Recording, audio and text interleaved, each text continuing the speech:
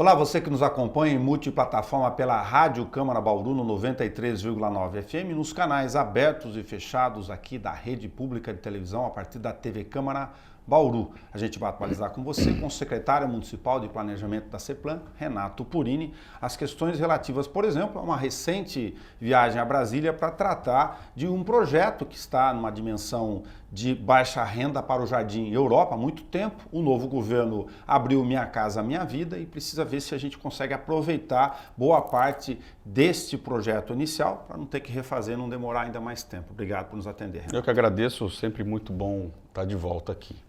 Exatamente, é o Vila do Cerrado, o projeto Vila do Cerrado, ali no fundo do Jardim Europa, já é um projeto que foi iniciado em 2009, 2010, salvo engano. Nós tivemos um chamamento em 2012 para a empresa que fosse realizar o projeto e a obra.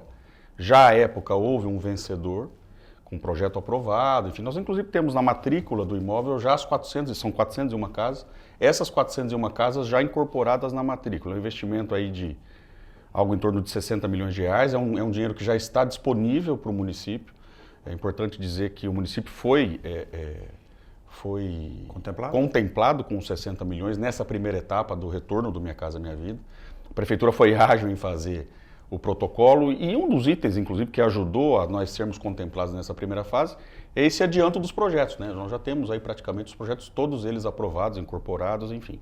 Então agora nós estamos avaliando aí como é que nós vamos tocar os próximos passos, ou o chamamento, ou manter o que temos. Essa é a grande discussão do momento em que nós fomos a Brasília, até o Ministério das Cidades, fomos recebidos pelo Secretário Nacional de Habitação, para fazermos essa consulta de como nós podemos proceder para dar velocidade, especialmente velocidade na implantação das casas. Agora, lá é uma área que tem como objeto lindeiro nas margens a ferrovia e tem na Secretaria de Planejamento da União, ou do Patrimônio da União, a SPU, uma discussão se doa direto, se faz através de um mecanismo específico para a habitação, enfim, federal aqui na cidade, junto com o município. Vocês conseguiram resolver isso com a SPU? Muito bem lembrado também, Nelson.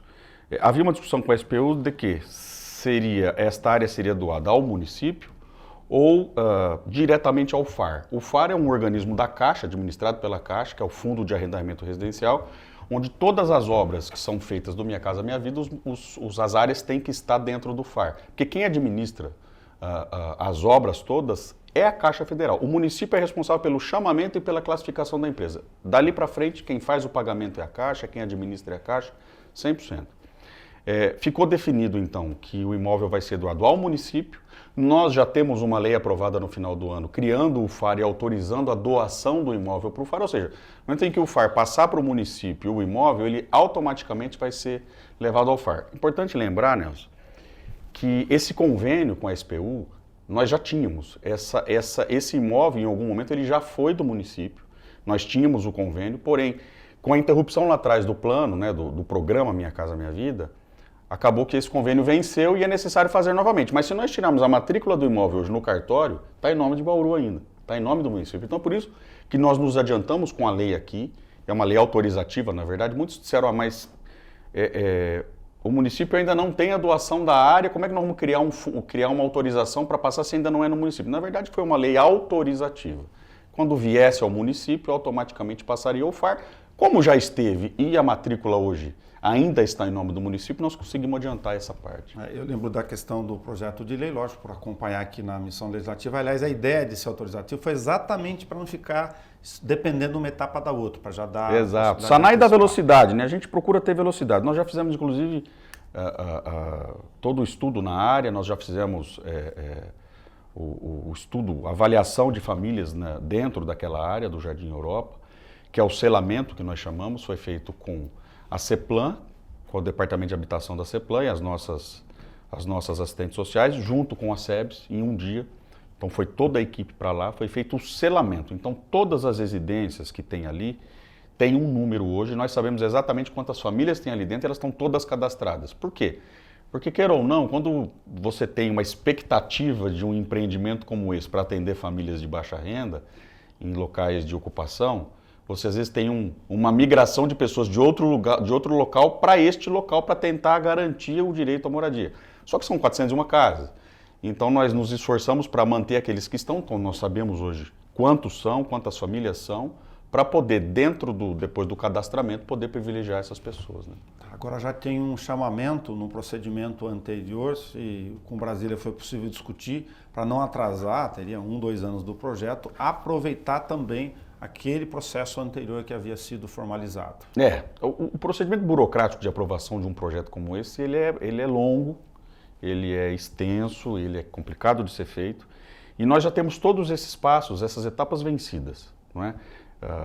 Tanto de apresentação de projetos, como as aprovações tanto nos órgãos locais como estaduais e federais, ambientais, GRAPOAB, CETESB, Meio Ambiente, inclusive dentro disso há um acordo com o Ministério Público de uma compensação ambiental naquela região também, enfim. Nós temos tudo pronto, nós já temos uma empresa que venceu o chamamento lá em 2013 e não teve a ordem de serviço porque o programa parou, não tinha dinheiro, eles não foram habilitados a construir, mas já tinham um contrato e o certame vencido. Qual é a discussão que nós fizemos com o Ministério das Cidades, que não temos ainda uma definição objetiva? De poder ou não aproveitar este chamamento. Se aproveitarmos, no espaço aí de até 60 dias do momento em que aproveitarmos e assinarmos, nós teríamos o início das obras efetivamente. Se eventualmente o Ministério disser, olha, não, vocês têm que fazer um novo chamamento, aí nós começamos do zero, todos os projetos que foram aprovados pela construtora, então uma discussão inclusive jurídica de que se nós podemos ou não aproveitar esses projetos, então nós corremos o risco de ter que fazer tudo de novo.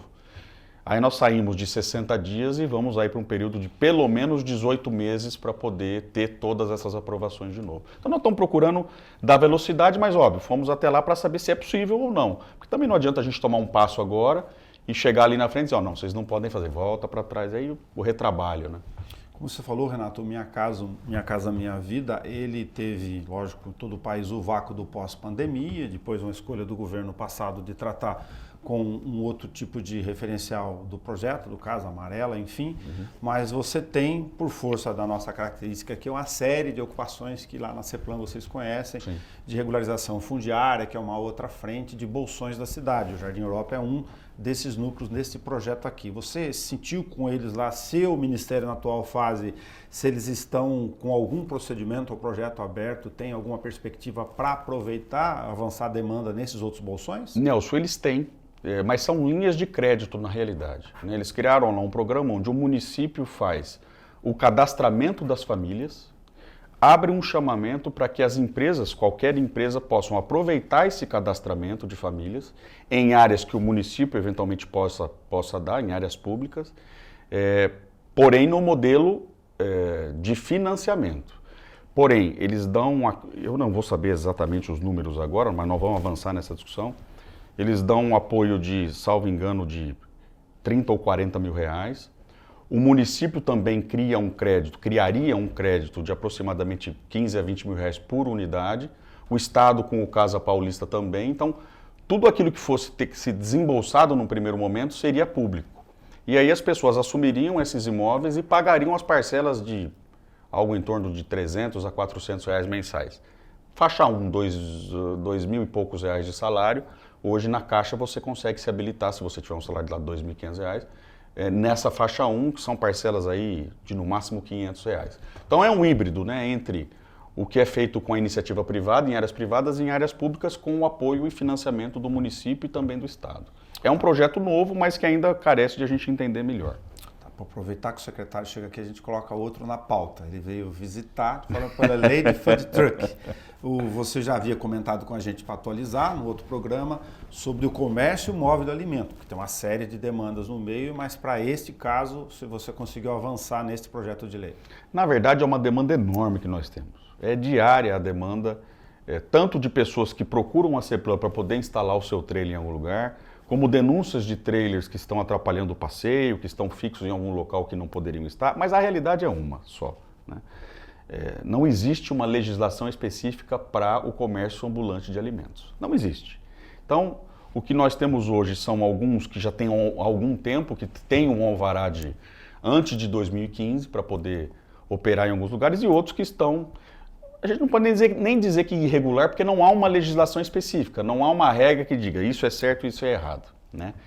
Então, a CEPLAN tem uma comissão formada desde o ano passado, discutindo especificamente esse assunto. Na verdade, é uma comissão formada pela CEPLAN, Endurb, Obras, SEMA, salvo engano, Finanças também, além da Polícia Militar e do Ministério Público. Essa comissão, então, foi formada, foram feitas pesquisas em outras cidades do porte de Bauru, tanto pesquisas de legislação, que já existem, como também visitas a outras cidades para conhecer. Mas Bauru tem as suas particularidades, né? Então, esse grupo veio trabalhando e chegou agora, no mês de fevereiro, no início de março, numa primeira minuta de projeto de lei, que nós apresentamos, inclusive, ao doutor Henrique, no Ministério Público, uma primeira minuta. E nessa reunião, então, ficou acordado de que nós distribuiríamos agora esta minuta para as outras secretarias poderem eventualmente opinar. Porque, por exemplo, nós temos particularidades, por exemplo, nas praças. Nós entendemos que nas praças a SEMA tem que contribuir no regramento da ocupação desses espaços, né? Essa é uma discussão, por exemplo. Uma outra discussão, os que já estão instalados, seria justo tirá-los?